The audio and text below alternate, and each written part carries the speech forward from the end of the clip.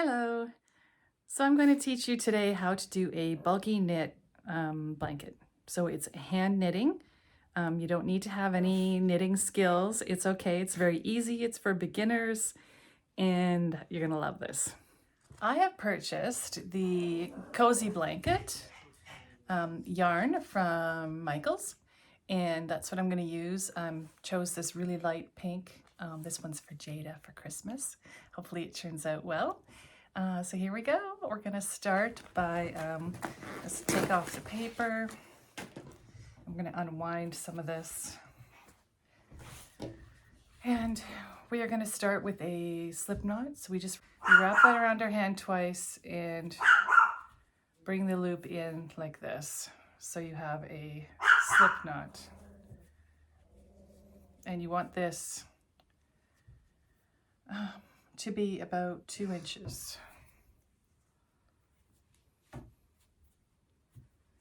And you can have a tail on it, that's fine. We'll deal with that later. So all we're going to do is, see if we can show you, is pull the yarn through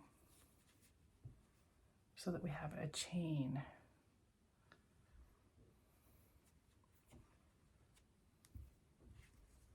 So I'm going to start over because I want to make sure that they're all the same size. So all the loops should be the same size.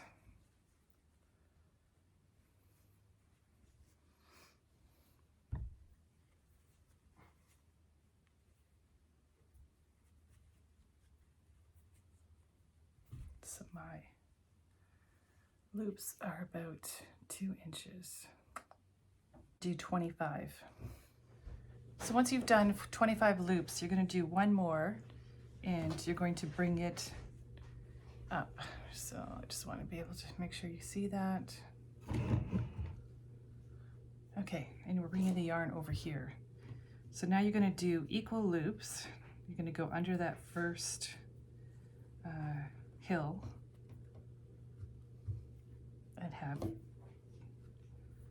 2 loops equally, and then under the next hill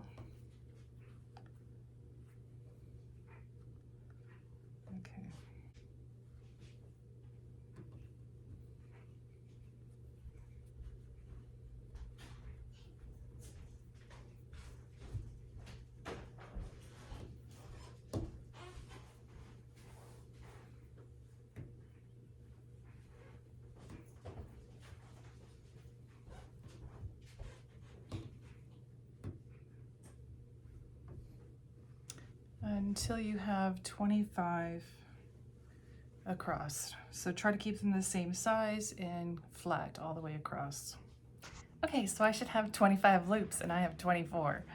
So I've looked at the back, I'm not sure, I guess I just didn't do count right when I did it the first time, but I'm okay with a 24 loop wide blanket. That's, most of the blankets I do are 25 loops, 24 give or take. So I just have to make sure every row is the same. So if I'm working on 24, then that's 24.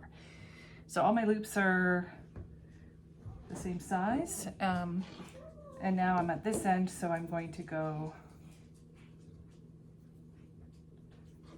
1, 2,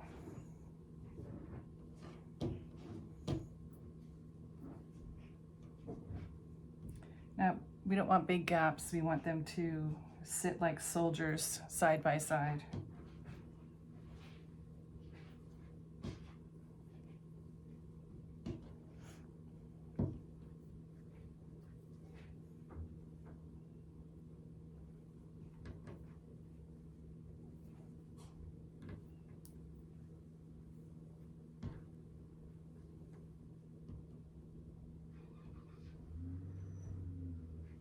So we're just going to continue across and then back and forth and just keep going. So one thing you want to remember is when you're pulling the yarn through the loop, you're pulling the yarn from the ball. My ball is up top of me because it's easiest to work with from there on the table in front of me. You don't want to pull the loop from the loop you just made because then you'll make that loop smaller and you need your loops to be consistent for your finished product to look consistent all the way through. So always bring the yarn from the ball and make sure your loops are all standing up around the same size. So once I've completed one ball, I am going to check the back to make sure that everything looks normal and it doesn't look like I've missed a loop. So everything looks good. And yes, my loops look the same size, my pattern looks consistent. To start a new ball. And so what I'm going to do is take the one I'm almost finished and the new one, and I'm just going to tie them together like a double knot.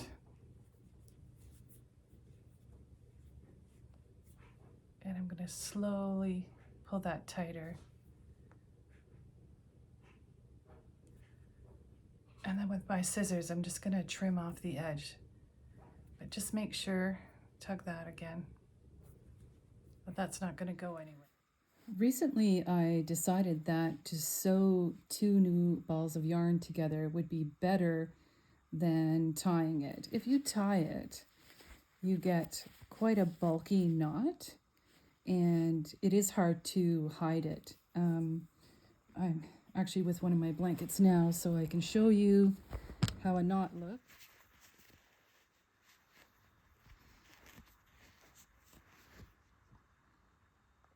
I have decided that I prefer to sew them together. So I just take about, I'm trying to get this in the camera the right way, about 1 inch or 1.5 inches, and I just put 2 ends side by side. I take a needle that's threaded with a similar color, and I'm using a double thread, and I have a double knot in the end. Oh, sorry, I'm just trying to not have a loop there. Okay, so I just go a few times through both strands.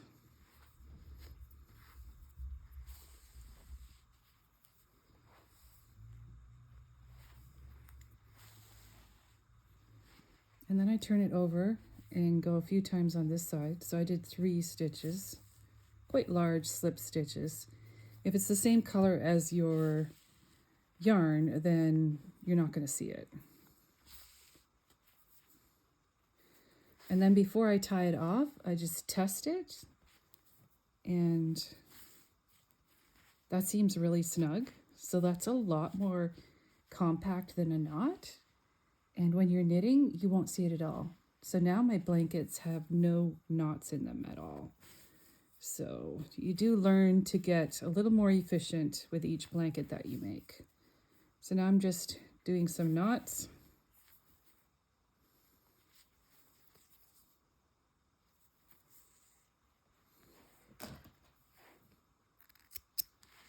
And there you go. When you get near the end of your second ball, you can turn the blanket around because you start to get too much blanket in front of you. So then it starts to become easier to work upside down. But you're continuing to do the same thing. And you still want to count your loops once in a while to make sure you still have the same number of loops you started with, whether you started with 25 or 24. And you still want to check the back every once in a while to make sure you didn't miss anything and that your loops look consistent, because you want your blanket to look good from the front and the back. So I just check that everything looks consistent and it all looks good. And then I continue. Okay, so when you're ready to finish your blanket, you have about 3 lengths left, 3 lengths of your blanket left. You're going to do 2 loops just like you would normally in your first 2 loops.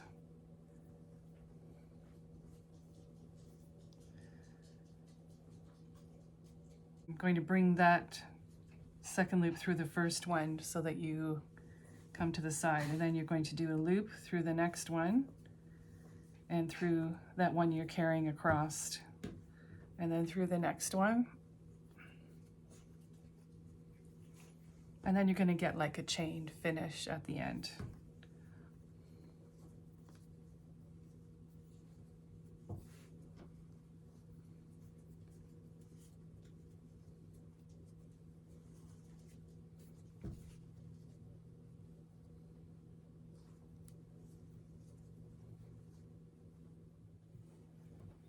And when you've come to the end, just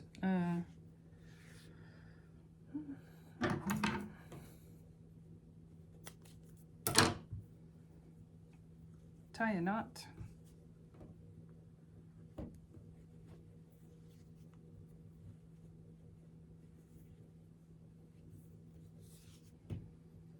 And just gently tug.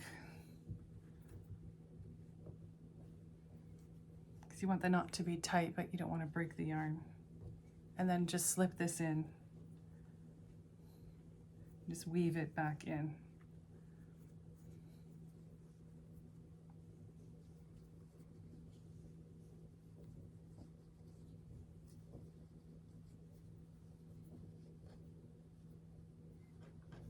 And it's nice to save a piece just in case, I don't know, something goes wrong, your dog bites it, or it breaks, or I don't know.